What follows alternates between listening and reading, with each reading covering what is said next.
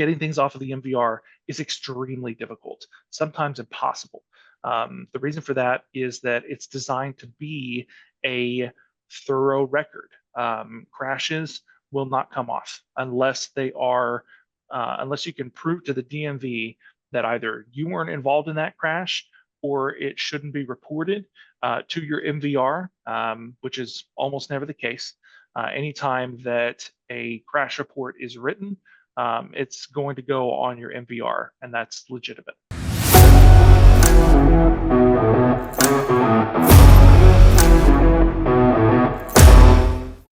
Well, David, our topic here is understanding your MVR. Of course, it's always important to start with what is it exactly we're talking about? There's a lot of abbreviations and acronyms in trucking, and you can kind of get lost in the alphabet soup. So, what do the letters MVR stand for here, and what exactly is it? That is a good place to start, Mark. So a MVR is your motor vehicle record or motor vehicle report. I think some states might do it a little bit different. But what that means is that anytime that you have a license, any of us who drive a car have this MVR. It's held by the state that we live in and drive in, where our license is, and whatever DMV or DMV equivalent organization in that state, that is the organization that keeps the MVR record and will add things to it, keep it for a certain period of time, and critically for our commercial drivers, this is the area where points and penalties can add up over time if you're not careful. Okay, let's talk about the information that's going to be on this MVR, and then kind of get in a little bit more of the weeds on those topics. I'm wondering if you can kind of walk us through the basic information that's contained there. Sure. So I'll go briefly. A lot of commercial drivers are going to have pretty similar MVRs and similar things on them, even if they're from different states. So it's going to have your personal information. First off, it's going to tell a little bit about who you are, and it's also going to have information on what licensures you have. So if I have a CDL, it's going to show that, and what class. And it's also going to have just kind of miscellaneous information like for my med card, if there's any restrictions on my license, like wearing corrective lenses, it's going to show that as well. And then the last major component of the MVR will be the violations that you've gotten, so tickets that were written and then went and were reported onto your MVR, crashes, same thing, and anything having to do with a suspension or revoking a license or part of your license, that will be recorded as well. So that's just chronological. It'll show over time, like this is what happened, this is when it happened, and this is exactly, uh, what the details of it were. Does it contain, for example, information like various endorsements you may have? Sometimes, yes. It just really depends on what those are. If it's something having to do with your ability to drive hazmat, for instance, that should be on there as well. But the main thing that drivers will encounter and deal with as far as their endorsements or certifications is whether they have the CDL or not, the Class A, and their med card status. Because you have to get that refreshed every once in a while. You've got to get the information reassessed by a doctor, and the doctor will report it to your DMV, and they'll update that information on your MVR.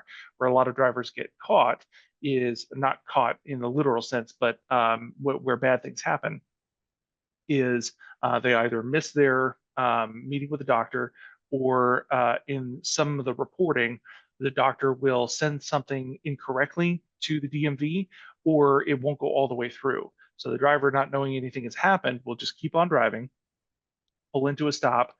The officer takes a look at his license and says, "Oh shoot, your license is suspended because something going wrong with your med card." So whenever, this is just my advice to drivers on this, whenever you get your med card re-upped, you're going to want to pull a copy of your MVR. Go talk to your DMV and get a copy pulled to make sure that that information got correctly all the way to your MVR. Do this like 2 or 3 weeks after you get your med card re-upped, and that way you'll be sure that you don't get a nasty surprise in a month or two and have to stop in the middle of a trip. You mentioned accident history as one of Mhm. those things in there, and information about various wrecks you may have been involved in. And I know that speeding tickets and so on, most states, maybe all, assign a point value to that, and that point value and the total of them you have has a lot of effect on your license. But I also know that different states have different systems for this. Is there a universal way of reporting that on the MVR? Does every state do it their own way, or give us kind of an idea of how that stuff appears on your record? Definitely. So visually, it'll look pretty similar across all MVRs.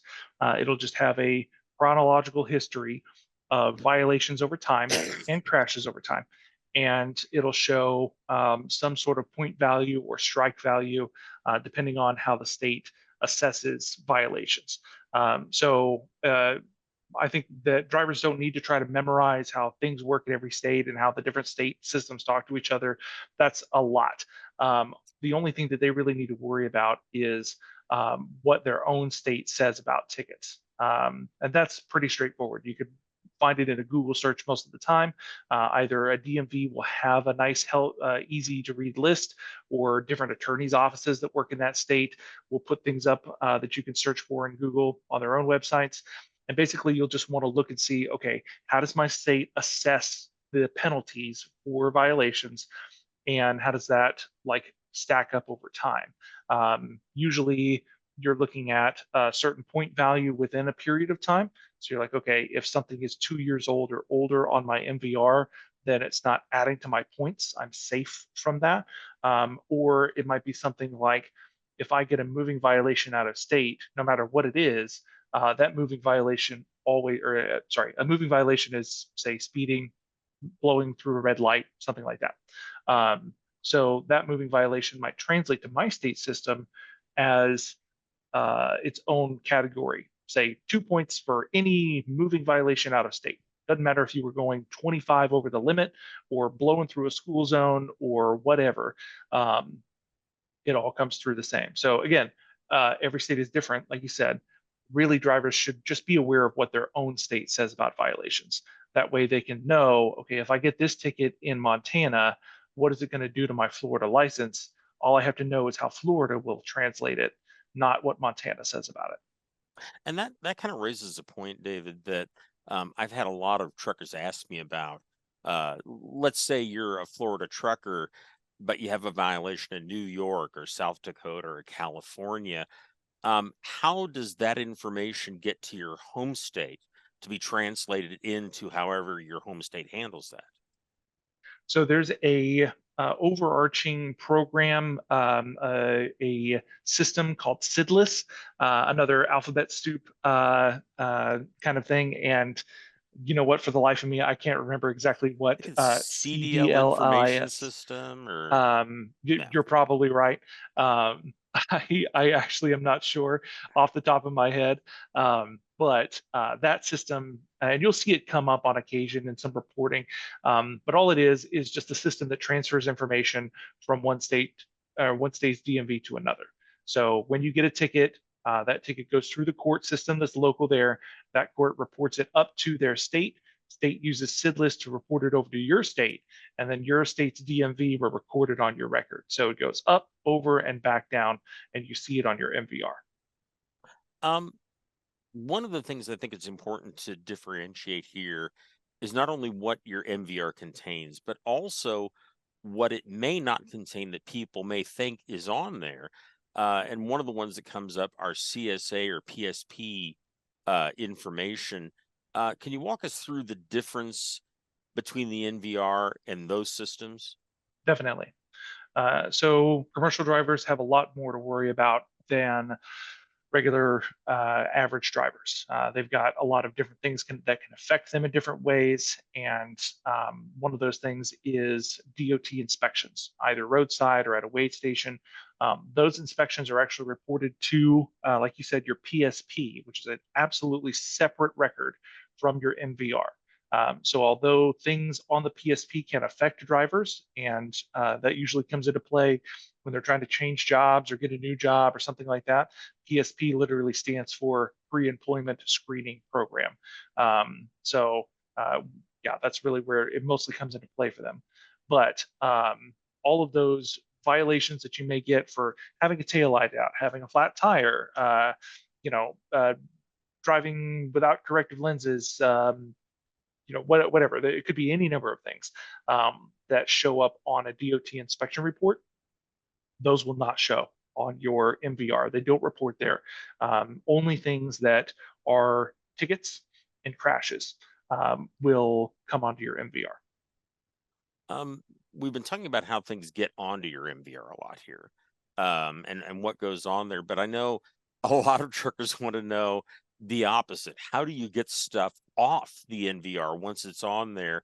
Can you walk us through some of the ways that information drops off or can be taken off of your NVR? Mm-hmm. So really, when we're talking about things that are affecting you on your MVR, we're talking about two different things. One, how your DMV penalizes you for violations and that sort of thing. They might have a suspension on you for failing to appear at a court hearing, or for even something like failing to pay child support. The DMV can penalize your license because we use our licenses for a whole lot of things. They can penalize your ability to drive for a lot of different reasons. So that's one way that they can be affected. But the other way is just visually. You know, if you're trying to get hired somewhere, or if you're trying to make sure that your insurance payments are reasonable and you're shopping around, your MVR is going to be pulled. And so that can be just visually assessed by a person to say, hey, I see I'm looking at your 7-year record, and you've been pretty clean for the last 2 or 3 years, but you know, 4 and 5 years ago, you had a bunch of violations. Yeah, I don't know if I want to hire you, or I don't know if I want to insure you. I'm coming around to your question, but I'm just saying, first of all, that when things are on the record and they're impacting drivers negatively, it's one of those two things. It might be both together, but it's either those points by the DMV or penalties, or it is the driver's inability to move their career in the way that they want because other people are making assessments on what they see. So getting things off of the MVR is extremely difficult, sometimes impossible. The reason for that is that it's designed to be a thorough record. Crashes will not come off unless they are, unless you can prove to the DMV that either you weren't involved in that crash or it shouldn't be reported to your MVR, which is almost never the case. Anytime that a crash report is written, it's going to go on your MVR, and that's legitimate. And then as far as violations, the best way to prevent them from, or the best way to prevent them from affecting you is to prevent them from going on in the first place. Once they're on, there's usually an extremely short fuse that, or maybe a better way to say it would be a narrow window of opportunity to maybe get things turned around in court if you can reopen or appeal a case. And all this gets very into the legal weeds. But once something has been on for a while, the only way that most states will allow you to pull it off is by an expungement. Which a lot of drivers will explore, especially if they're in a desperate situation, they can't get a job because of something that happened years ago. However, expungements are pretty much impossible. They are always a multi-year process. They require specialized legal help, which is usually extremely expensive, and there's no guarantee that they're even going to work when you start the process. So I know that's sort of a downer answer, but it's almost impossible to get things off once they're on. the best way you can protect yourself is by trying to prevent them from going on in the first place. Get legal help, and make sure that you're working to help yourself when you get into trouble on the road as soon as possible, because once things hit your MVR, they're usually there to stay. Excellent. David, thank you very much for the information. You're welcome.